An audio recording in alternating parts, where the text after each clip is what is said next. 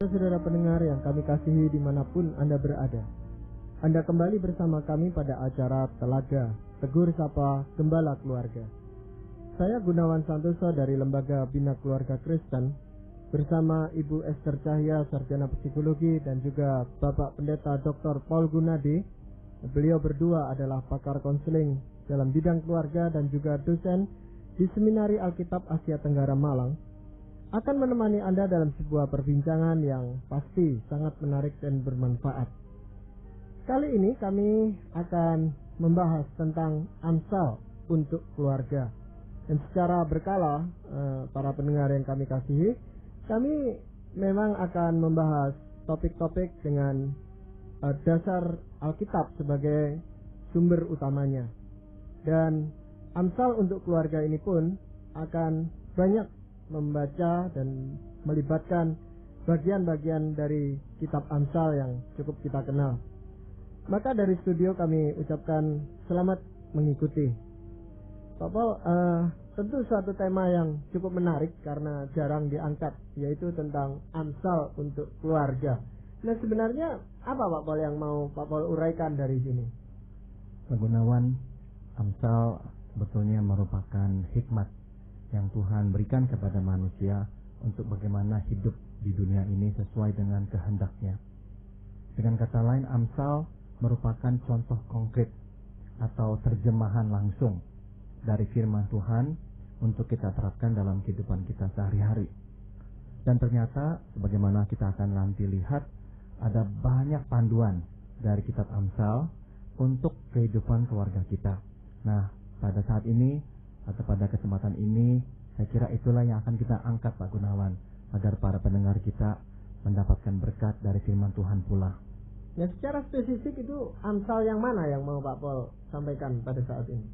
Saya akan mengangkat beberapa bagian dari kitab Amsal yang mempunyai beberapa pasal ya. Jadi misalnya kita akan lihat dari pasal 1, pasal 18 dan sebagainya. Dan semua itu akan bisa mengajarkan kita bagaimana membangun keluarga dengan hikmat dari Tuhan kita Yesus Kristus. Itu seberapa jauh sebenarnya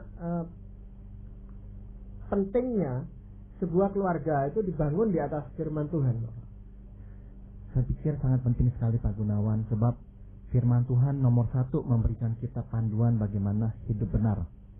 Nah, yang berikutnya lagi adalah firman Tuhan sendiri merupakan kuasa. Jadi orang yang hidup dekat dengan firman Tuhan akan hidup berkuasa, dalam pengertian mempunyai kuasa dari Tuhan untuk hidup sesuai dengan yang Dia kehendaki. Dan saya kira kita semua bisa setuju bahwa kalau suami, istri, dan anak-anak hidup semuanya sesuai dengan firman Tuhan, akan sedikit sekali pertengkaran yang akan muncul dalam keluarga mereka.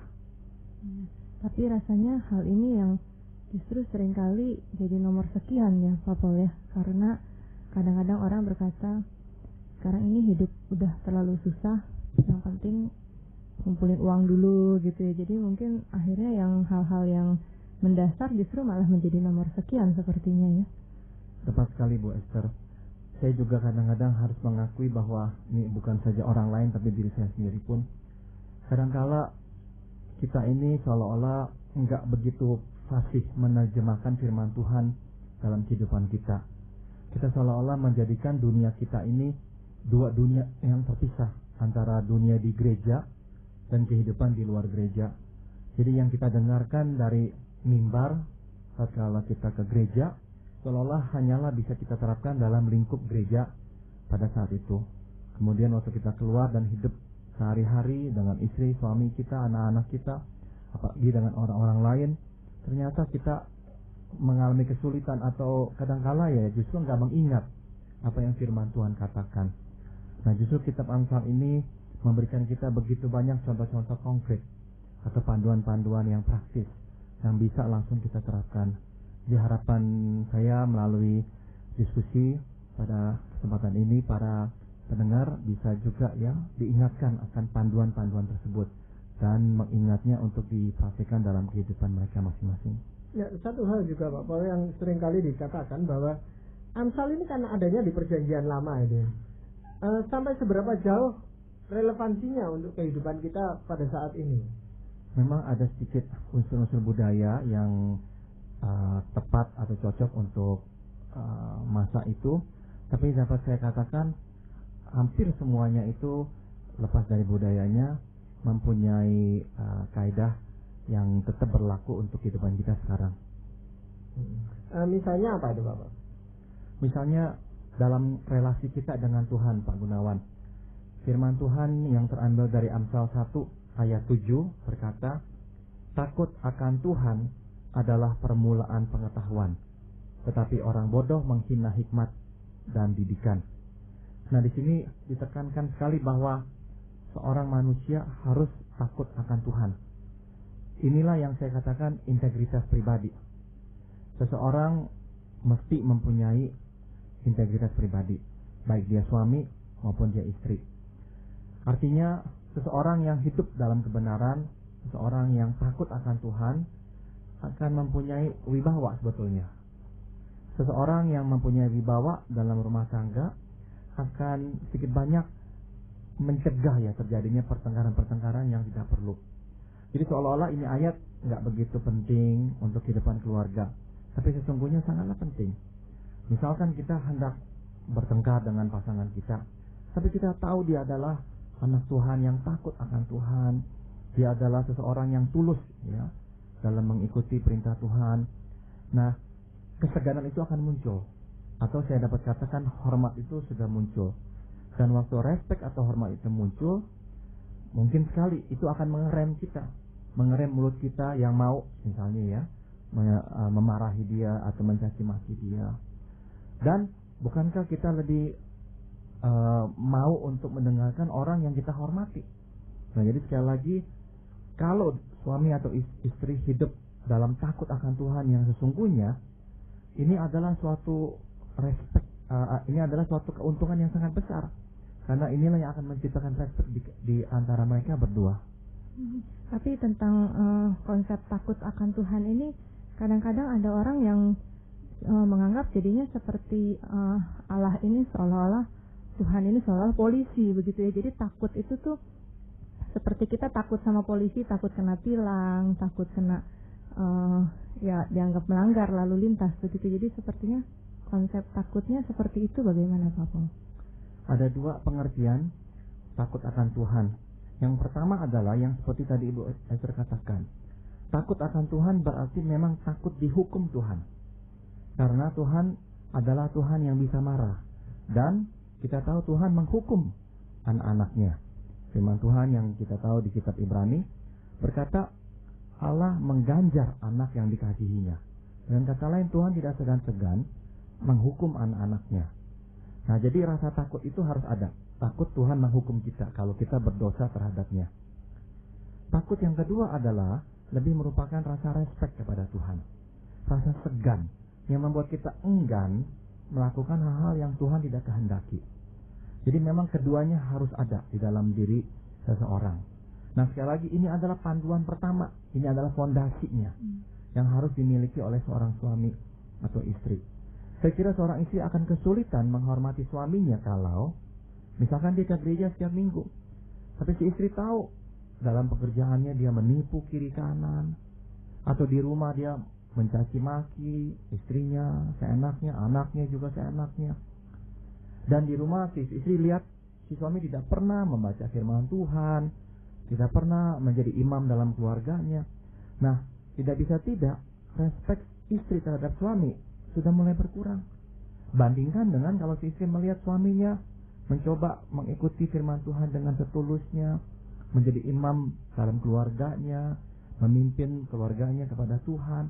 Nah, bukankah si istri melihat si suami dengan hormat, dan dia tahu suaminya adalah anak Tuhan, hamba Tuhan, sehingga si istri tidak begitu berani sembarangan bersikap kepada suaminya. Demikian juga anak-anak terhadap papanya atau anak-anak terhadap mamanya. Jadi sekali lagi, bagi suami atau istri, bagi ayah atau ibu yang hidup takut akan Tuhan, itu sebetulnya adalah suatu bonus yang akan menguatkan keluarga mereka. Kalau dikatakan itu merupakan permulaan dari pengetahuan, itu sebenarnya pengetahuan apa, Pak? Pengetahuan di sini memang dikaitkan dengan hikmat, Pak Gunawan. Jadi dalam kitab Amsal, kata-kata seperti pengetahuan, pengertian, kepandaian, hikmat atau kebijaksanaan itu ditukar, maksudnya dipakai secara berganti-ganti. Jadi maknanya semuanya sebetulnya satu, yakni hikmat. Jadi takut akan Tuhan adalah hikmat. Hikmat bukanlah, kalau definisi kita sekarang, bukanlah kecerdasan. Orang yang cerdas belum tentu hikmat. Orang yang ber-IQ 150 belum tentu hikmat. Hikmat adalah mengerti apa yang harus dilakukannya pada saat yang tepat. Mengerti apa yang harus dikatakannya pada waktu yang tepat. Nah, jadi Tuhan berkata, awal dari pengertian, tahu apa yang harus dikatakan atau dilakukan pada waktu yang tepat itu, awalnya adalah takut akan Tuhan dulu. Orang yang takut akan Tuhan akan takut untuk berdosa. Orang yang takut berdosa mencoba jalan dengan benar. Orang yang jalan dengan benar sesuai firman Tuhan, otomatis sudah memulai jalan dengan hikmat. Gitu. Ya, selain hubungan dengan Tuhan, Pak Boleh, Amsal kan tadi Pak Boleh sudah singgung itu membicarakan hal-hal yang praktis, artinya dengan sesama. Nah, itu bagaimana kaitannya dengan sesama, Pak? Ada juga ayat-ayat yang mengatur hubungan kita dengan pasangan kita yang bisa kita terapkan secara langsung. Misalnya Amsal 18 ayat 13. Jikalau seseorang memberi jawab sebelum mendengar, itulah kebodohan dan kecelaannya. Saya kira ayat ini bisa sekali kita terapkan dalam relasi suami istri ya. Bukankah ada kalanya kita terlalu cepat menjawab? Belum selesai suami kita bicara, kita sudah jawab. Belum selesai anak kita memberi penjelasan, kita sudah jawab. Dan bukankah salah satu keluhan anak-anak remaja terhadap orang tuanya adalah, tolong dengarkan kami. Tolong dengarkan kami. Keluhan mereka adalah orang tua tidak berminat mendengarkan apa yang mereka harus jelaskan. Orang tua hanya berminat memaksakan kehendak mereka pada anak-anaknya. Nah, jadi sekali lagi, baik dalam hubungan antara suami istri ataupun hubungan orang tua anak, aspek mendengarkan sangatlah penting. Jadi memang sepertinya kalau ini saja dilakukan sudah menjadi modal yang besar ya untuk relasi yang berikutnya ya, dengan mendengarkan. Betul sekali Bu Esther. Bukankah ini hal yang sangat sederhana ya? Iya, tapi yang paling sulit dilakukan ya. Paling sulit dilakukan. Sebabnya bukankah kita ini mau membela diri? Kenapa kita sulit mendengar? Karena kita lebih tertarik membela diri kita. Artinya kita lebih sibuk membenarkan diri atau tindakan kita itu. Kalau kita mendengarkan, ada resiko akhirnya kita sadari kita yang salah. Dan kita rasanya nggak siap untuk mengakui kita salah. Jadi lebih baik kita penuhi dengan kata-kata kita untuk membela atau membenarkan diri kita, sehingga kita tidak usah melihat adanya kemungkinan bahwa kita yang salah. Bukankah waktu kita dua-dua duduk diam dan saling mendengarkan, akan banyak pemahaman yang kita peroleh. Hal-hal yang tidak kita lihat, sekarang kita lihat. Oh, beginilah alasanmu, saya mengerti kenapa sampai ini terjadi. Oh, oke, saya mengerti, engkau nggak sengaja tadi. Yang kata lain, kita terpaksa mengubah arah tindakan kita. Yang tadinya kita sudah tetapkan, kita mau marah, kita mau menghukum dan sebagainya. Sekarang tiba-tiba harus berhenti.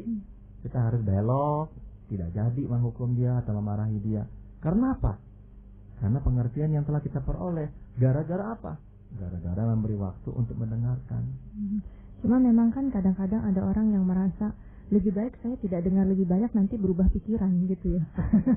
Jadi nanti mesti karena sudah punya prasangka itu dulu ya, pokoknya pasti dia salah. Kalau saya dengarkan nanti jadi saya melihat kesalahannya dia berkurang, jadi wah dimarah-marahin dulu gitu ya. Betul sekali Bu Esther. Jadi mendengarkan adalah hal yang sulit karena menuntut kesediaan untuk mengorbankan diri.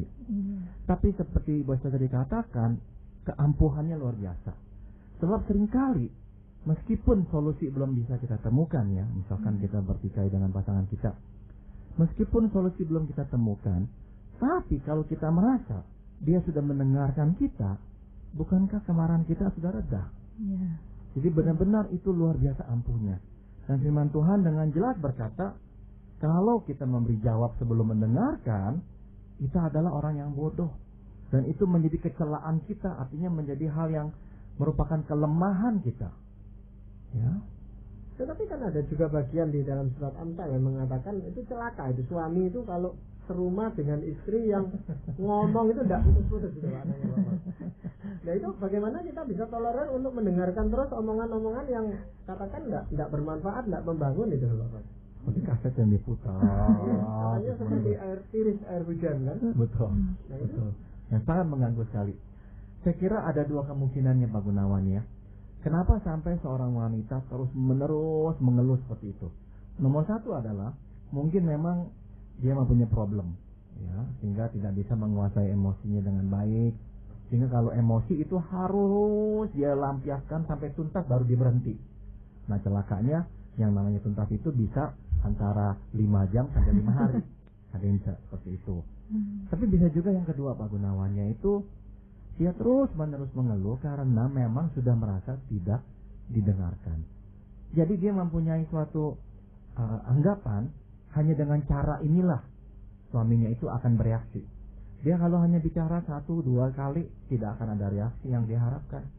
Jadi untuk mendapatkan tanggapan yang dia inginkan, dia benar-benar harus mengebor gitu, bukan hanya menancapkan paku, dia harus bor sampai ke dalam. Baru nanti suaminya marah, bereaksi. Nah, baru dia dapatkan dah. Jadi memang ada dua tipe Pak Gunawan. Jadi itu memang suatu seni tersendiri untuk bisa mendengarkan pasangan kita ya. Betul Pak Gunawan. Dan awalnya juga tadi itu kembali lagi takut akan Tuhan itu lagi. Tepat sekali. Tepat sekali. Dan selain dari sisi mendengarkan mungkin ada sisi yang lain. Di Amsal 17 ayat 27 firman Tuhan berkata, orang yang berpengetahuan menahan perkataannya, orang yang berpengertian berkepala dingin. Jadi firman Tuhan menekankan pentingnya menggunakan kata-kata yang tepat ya. Kita harus bisa menahan kata-kata, artinya mengatur, ya, menguasai kata-kata kita itu, sehingga bukannya kata-kata yang mengatur atau menguasai kita, tapi kitalah yang menguasai apa yang keluar dari mulut kita. Nah, sudah tentu ini membutuhkan kemampuan menguasai emosi. Makanya firman Tuhan berkata, orang yang berpengertian berkepala dingin, artinya bisa menguasai emosinya. Nah, ini saya kira jelas yang melihat pentingnya menguasai emosi dan juga menguasai kata-kata kita. Tadi Ibu Esther sebetulnya udah sedikit singgung, yaitu dalam kemarahan kita nggak mau mendengarkan pasangan kita atau anak kita justru mau melampiaskan dulu kemarahan kita ya. Udah selesai barulah kita dengarkan dia. Dengarnya sudah saya tembaki dulu sampai selesai. Kita harus menyadari bahwa penggunaan kata-kata yang tidak tepat itu seringkali berdampak sangat memburukkan masalah. Jadi gara-gara penggunaan kata-kata yang tidak tepat lah, pertengkaran itu menjadi lebih hebat. Yang sebetulnya tidak perlu menjadi akhirnya bahan yang memperburuk pertikaian kita. Karena penggunaan kata-kata saja. Mungkin maksud kita sudah benar, ya, teguran kita sudah baik, tapi gara-gara kata-kata kita yang berlebihan membuat pasangan kita akhirnya tidak lagi mendengarkan yang kita harus sampaikan. Dia bereaksi terhadap kata-kata yang tidak tepat itu. Malah jadi seperti bom berkekuatan besar ya. Betul. Dia makin bereaksi terhadap penggunaan kata-kata kita itu yang dianggap terlalu berlebihan. Dan juga emosi yang berlebihan seringkali menutupi hikmat. Kita susah sekali berpikir dengan jernih kalau emosi itu sudah terlalu menguasai kita. Bukannya tidak boleh mengungkapkan emosi, silakan. Tapi ada waktunya yang tepat dan juga harus ada batasnya. Kalau kita dikuasai oleh emosi, semau-maunya memarahi orang, bukankah kita menghancurkan pasangan kita? Berapa banyak anak yang sakit hati karena terluka oleh kata-kata orang tua.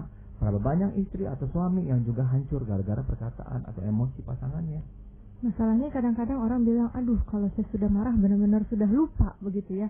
Dan celakanya dalam kelupaannya ya nekat bicara yang akhirnya setelah dia marah lalu bilang maaf saya tidak bermaksud berkata-kata seperti itu. Tapi memang saya setuju yang Pak Paul bilang, walaupun permintaan maaf itu dilontarkan, lukanya pasti juga tidak semudah itu untuk disembuhkan ya. Walaupun kita tahu kata-kata ini diucapkan oleh orang yang sedang emosi, tapi tetap lukanya terasa gitu ya. Hati sudah kadung robek. Iya. Dan menjahitnya itu memerlukan usaha yang lebih berat, waktu yang lebih lama. Gitu. Tetapi orang yang diam pun bisa menunjukkan bahwa memang dia marah, Bapak. Bisa, betul. Nah, Bisa. apakah dengan menahan perkataan marah itu tadi, lalu kita bisa kategorikan orang itu berpengetahuan, padahal pada kenyataannya dia marah kok. Oke, bagus sekali pertanyaan Pak Gunawan. Maksudnya di sini bukannya orang harus tutup mulut sama sekali. Maksudnya adalah silakan ya. Sebab Alkitab juga bilang marahlah, tapi jangan biarkan amarahmu terus tinggal sampai matahari terbenam. Jadi benar-benar silakan marah, tapi caranya. Jadi memang benar Pak Gunawan, ada orang yang diam tapi menyimpan kemarahan yang membara, akhirnya juga nggak ada solusi karena nggak ada hikmat yang muncul. Jadi yang perlu memang di sini komunikasi. Saran saya, kalau kita mempunyai problem dengan emosi dan kita tahu kita ini kalau udah marah bisa benar-benar berlebihan bahkan memukul, yang harus kita lakukan adalah kita harus memisahkan diri dari pasangan kita waktu kita marah.